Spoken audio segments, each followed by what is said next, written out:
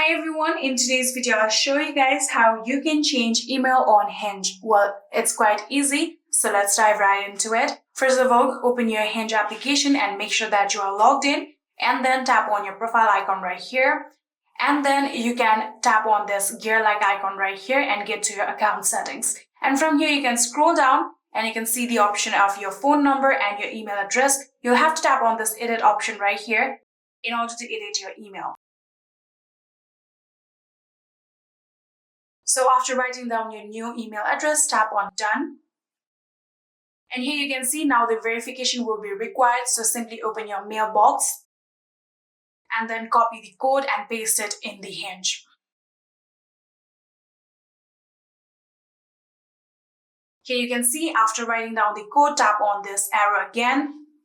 And here you can see we have now successfully verified our email address. Now tap on All Done. And we have successfully changed our email address on Hinge. I hope this video was helpful to you guys. If it was, please do not forget to hit that subscribe button and like our video. Thank you so much for watching. See you in the next.